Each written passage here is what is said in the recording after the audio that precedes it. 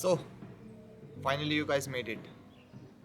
पूरा साल इतनी मेहनत करने के बाद सिर्फ 10-15 दिन and your boards will start. I know तुम में से कुछ बच्चे हैं जिनके लिए फर्स्ट हैंड एक्सपीरियंस होगा और कुछ बच्चे होंगे जिनके लिए सेकंड हैंड एक्सपीरियंस होगा क्योंकि उनके 10th में बोर्ड्स हो चुके हैं। But there are still some advices जो मैं तुम्हें दूंगा भी। आई विल बी ऑनेस्ट कि जब मेरे बोर्ड एग्जाम्स थे टिल जनवरी मैंने अपना 50% सिलेबस कंप्लीट नहीं किया था एंड बोर्ड्स के दिन भी मेरा ऑलमोस्ट 70% सिलेबस ही कंप्लीट हुआ था। But I still manage to get 90%। इसलिए नहीं मैं पूरा सिलेबस रट के गया था, बट मैंने अपने आप को सरेंडर कर दिया था कि अब कुछ नहीं हो सकता। एंड मैं उस पैनिक जोन में नहीं था कि अब मेरे को यार ये नहीं आता। मैंने सरेंडर कर दिया था टोटली कि हाँ अब कुछ नहीं हो सकता, so just let it happen, जो होगा देखा जाएगा। एंड अब मैं ऐसा तो कुछ कर नहीं सकता कि मैं 90 या 100% सिलेबस कंप्लीट कर दूँ। मेरी पहली एडवाइस ये रहेगी कि अब पैनिक मत करना। हाँ, तुम में से 70% बच्चों का अभी भी सिलेबस इनकम्प्लीट होगा, but let me tell you कि जब मेरे बोर्ड एग्ज़ाम्स थे मैं अपनी पॉलिटिकल साइंस की सेकेंड बुक नहीं पढ़ के गया था एंड जियोग्राफी की ऑलमोस्ट 6 चैप्टर्स नहीं पढ़ के गया था। But still I was able to manage and get 94 in my political science and 98 in my geography.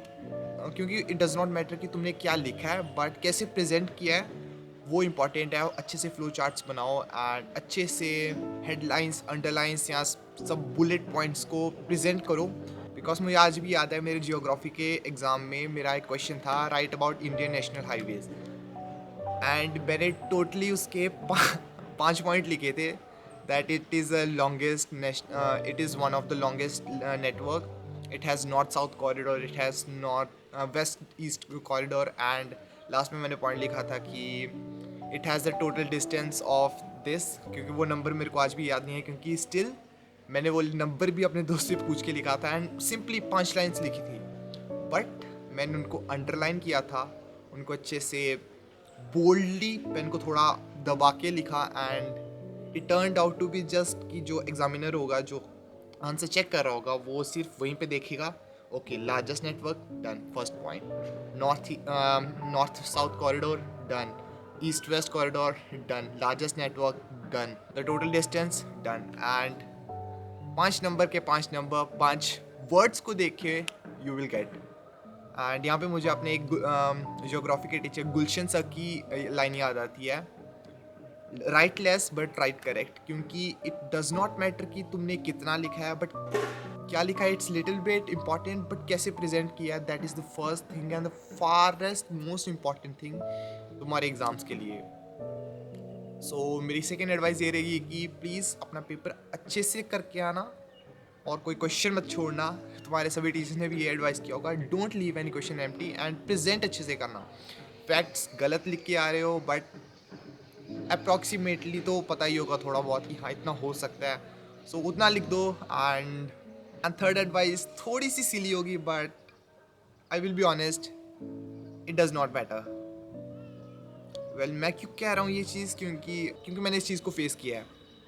Almost 1 साल घिसाई करने के बाद आई वॉज फॉर्चुनेट इनफ कि मेरे 90% आए, ऑल थैंक्स टू गॉड, भगवान की पूरी मेहरबानी है। बट 1 महीने के बाद किसी को याद नहीं रहेगा।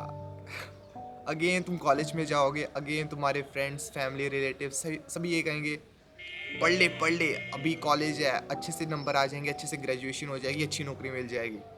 एंड द पॉइंट, मैं इस चीज़ को आज ही कंफर्म कर देता हूँ, and the point when I will graduate from the college I will still not be happy enough, and my families and my friends and my relatives will still not be happy कि हाँ मैंने graduation अच्छे number से की। अब उनको लगेगा कि अच्छी सी नौकरी ले ले, अच्छा एग्ज़ाम क्रैक कर।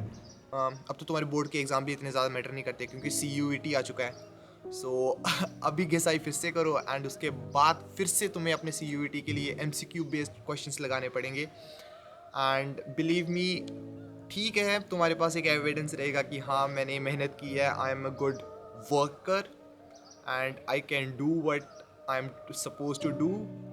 सो मेरे एडवाइस ये रहेगी, it does not matter but still तुम अपने आप को प्रूव करने के लिए अच्छे मार्क्स ला सकते हो, अच्छी तरह से घिसाई कर सकते हो। एंड तुम्हारे अभी CUETs हैं तो ज़्यादा टेंशन नहीं लेने का। क्योंकि if you still get the bad marks, सिर्फ पास होना है तुम्हें, you will still have an attempt कि तुम CUETs में अच्छा कर लो and get a good grade और get a good college. Finally मैं वीडियो को सम अप यहीं पे करूँगा जल्दी से। फर्स्ट, डोंट पैनिक कि तुम्हारा सिलेबस कंप्लीट नहीं हुआ है। सेकंड, अपने आंसर को अच्छे से प्रेजेंट करना, बट अप्रॉक्सीमेटली में लिख के आ सकते हो एंड प्रेजेंट अच्छे से करना।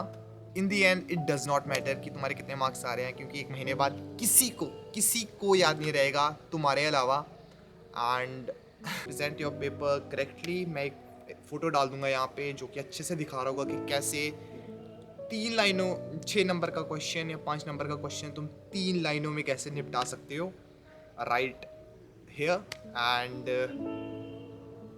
ज़्यादा टेंशन मत लेना, क्योंकि आई हैव सीन, क्योंकि मैंने लाइव एग्जांपल्स देखे हैं कि कुछ बच्चे ज़्यादा पैनिक करके अपना पेपर ख़राब कर लेते हैं। So just surrender your self, don't panic कि हमने ये नहीं पढ़ा अब क्या।